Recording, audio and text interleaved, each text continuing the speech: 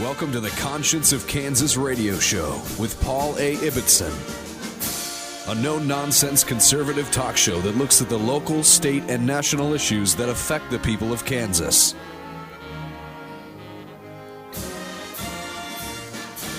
And now, here's Paul A. Ibbetson.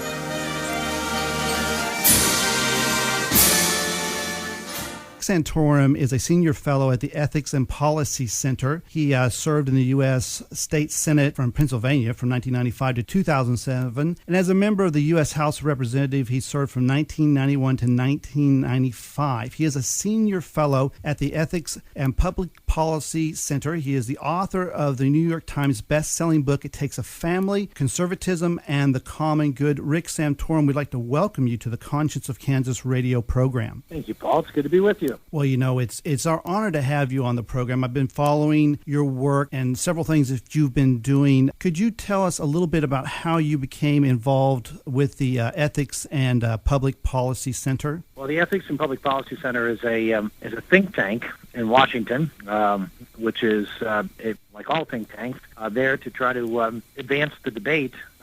It has a point of view and it tries to advance the debate in our country here at the nation's capital. And I decided to join Ethics and Public Policy because, unlike any of the other think tanks, the large think tanks in town, they're the only one that has in their charter that the principles to guide the thoughts coming out of this think tank have to be compatible with the Judeo-Christian worldview. And I believe that that is foundational to our country. It is foundational to Western civilization, and something that I think we need to be much more intentional about when and not afraid of in debating public policy issues, which is to look at Judeo-Christian tradition and to look at the roots of Western civilization and obviously the roots of our founders in dealing with public policy issues today. So I joined them, and I focused specifically on international issues, particularly the war on the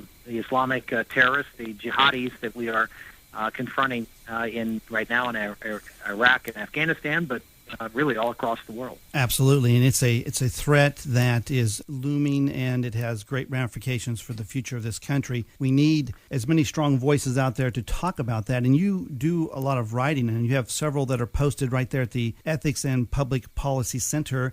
Just as recently as July 29th, you wrote an article called The New Cold War, and you talk a little bit about the threat of Iran. Could you speak a little bit to our Kansas listeners about that? Well, what people don't realize is that Iran is not your garden variety radical Islamic regime. I mean, it is a very radical Islamic regime, and it is a Shiite Islamic regime, which to most listeners across this country, that will mean nothing. If I say Shiite radical regime, Sunni radical regime, you basically think, well, that's just, you might as well say, Presbyterian and Episcopalian, and you'd say, well, what's the difference? Or, it has no real public policy difference. Well, that's just not the case. And we in this country have not been informed as to, how this Shiite malocracy or theocracy in Iran is a unique and, in fact, much more perilous problem for the Middle East, particularly with the issue of nuclear weapons, than a Sunni regime. And I get into that in the article, and I get into it, and I've gotten into it in many other writings, just for the purposes of time. The Shiites are a minority point of view in the Islamic world. They only comprise about 15% of the Islamic of the Muslims in this in the world, and there's only 3 majority Muslim states, nations that have a majority of Shiites in those countries, and it's Lebanon, Iraq, and Iran. The rest of the Muslim world, where there's a majority of Muslims in the country, are Sunni, and the Shiites have a theology that is, in many respects, at least when it comes to nuclear weapons, more dangerous because they have an apocryphal messianic fixation with a character or an individual called the 12th Imam or hidden Imam. Yes. And again, make a long story short, these are folks that have an eschatological story that could come to fruition, if you will, with the explosion of a nuclear weapon and the commencement of Armageddon, something that most people would not look forward to in this country or in the world. But in fact, because of their theology, the ruling mullahs and the president of Iran, in fact, see this as a positive thing for their ability to have their hidden imam or 12th imam or their quasi-messiah come back and lead them to a successful end. So again, I'm trying to shorten the story here a little bit, but the idea is that we have a very unique threat in Iran. We have a public that's uninformed about the situation there and the theology behind the leaders in Iran, and that makes for a very, very dangerous public policy debate where you're having solutions bantered about without really understanding the consequences. Absolutely, and I think we need as many conservative voices out there to really talk about this threat, and to break from our thoughts of looking at our enemies as maybe going back and looking at the Soviets or the communists or foes we've had in the past and trying to say, well, the enemy of today has the same ideology. It's not the case. And, the Soviets wanted to win, but they weren't willing to blow themselves up. And, of course, they didn't see their reward in dying. So it's a complete different ideology, and it's hard for Western society to wrap our heads around it. Some folks just don't want to deal with the enemy no matter who the enemy is. Some people within our country, I think, look at this country as the enemy, and it's terribly frustrating. And, I think that in battling some of that, whether it's the socialistic ideas or liberalism, you took a great stride in addressing some of those issues. In your book, It Takes a Family. And if we could just like to take a couple minutes to talk about that book, because if I'm right, I believe it was your first book, a New York Times bestseller. And could you tell our Kansas listeners a little bit about that book? Well, just from the name, you can see that it was named to counter a book that I don't know if it was, I assume it was a New York Times bestseller, written by Hillary Clinton a few years ago, called It Takes a Village, where the concept is that the village, and in her mind, the village, I termed, was not your nice little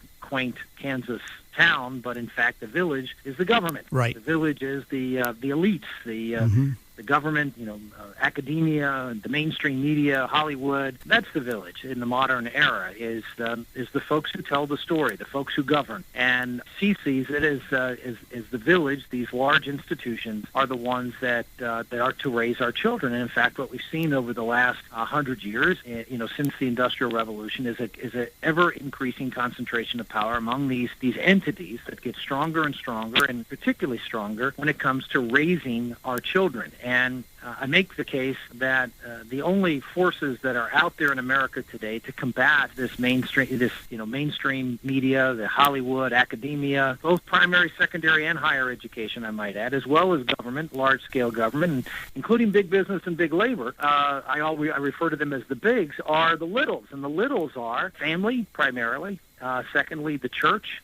And community and faith-based organizations who truly are at the grassroots level, interacting with young people to try to impart upon them a different vision of what it means to be an American and what it means to grow up as an American in our society. And that's the real battle today. It's the battle lines are drawn not between left and right, but between the bigs and the littles. And the concepts that I try to lay out in the book is how the littles, the family, as well as community and faith-based organization and churches, have to be, as a matter of public policy, given more opportunities and more power to raise our children, and we have to reduce the power of the bigs. And we can do that through public policy. We can do it through private sector initiatives. But it's all centers around is who do you want raising your children? Who do you want raising the next generation of Americans? Which will, in a sense, dictate what America is going to look like 25 or 30 years from now. And I believe that the family and churches